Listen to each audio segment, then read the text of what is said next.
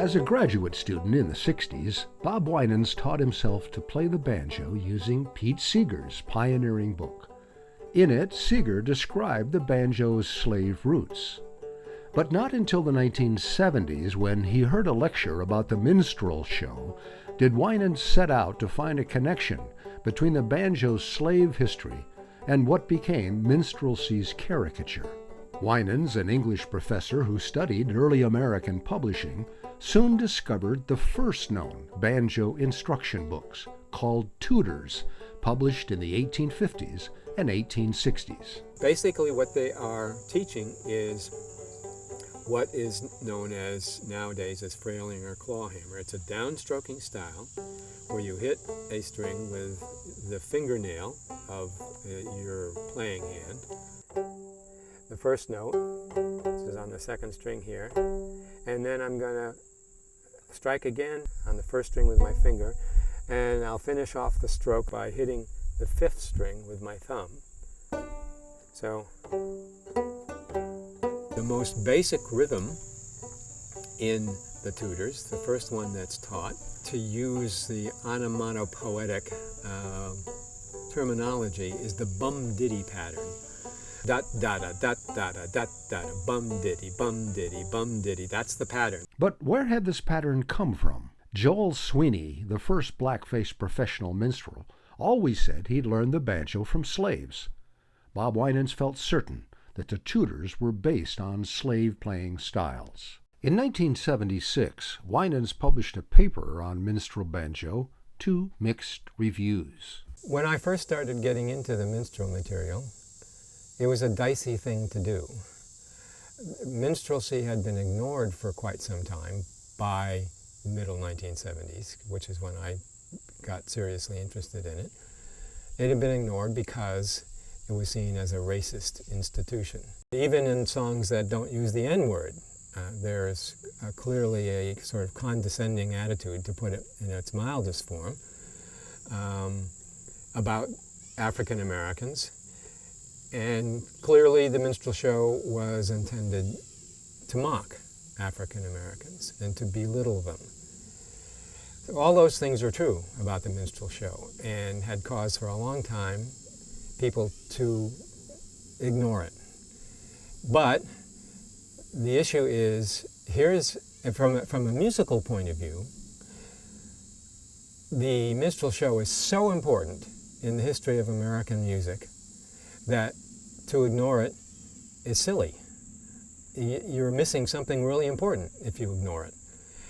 You have to deal with the racism that is there. You have to acknowledge that the racism is there. You have to convince people that if you're delving into this, it's not because you support that racism that's there. But you can't let the racism drive you away from learning what's musically important about the minstrel show and what effect it had on American music in general. It was the leading form of popular entertainment from the 1840s to the 1950s. What Bob Winans didn't realize when he began studying minstrel music was that black banjo players were still around.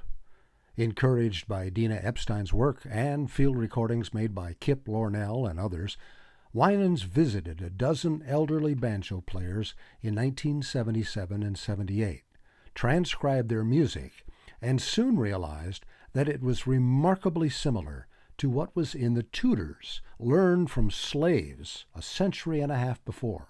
Is it fair to say that these styles in these books represent a recording of African American way of playing music before minstrelsy? It is a record of what must have pre-existed the minstrel show. It is, or as I like to think of it, I think of it as, and like to talk about it as, a window. The early minstrel instruction books are a window that we can look through. The window may not be totally clean. I mean, it may be kind of fuzzy a little bit. But still, there's enough that you can see through there about what was going on, what the black banjo players before the minstrel show were doing. So yes, I definitely think that that's the case, that the instruction books can be used to get a sense of what was going on in black tradition before someone like Joel Sweeney, who learned from black banjo players in his neighborhood near Appomattox, what he learned from them, and then kind of passed on to other minstrel banjo players and sort of got at the whole minstrel banjo tradition. Using the minstrel Tutors, Winans recorded an album in 1985 which led him to the Tennessee Banjo Institute. There, his playing and scholarship persuaded many others, including Tony Trischka, to begin taking minstrel banjo seriously. I think this whole awareness of the banjo coming from Africa and the deeper understanding in minstrel-style banjo, with rare exceptions like Bob Winans, for instance, and I don't know who else, a few other people probably, but where it started really getting out there was at the Tennessee Banjo Institute. I discovered the minstrel style in 1990 there. I had no idea. And Bob Winans was there, and I picked up a copy of his album.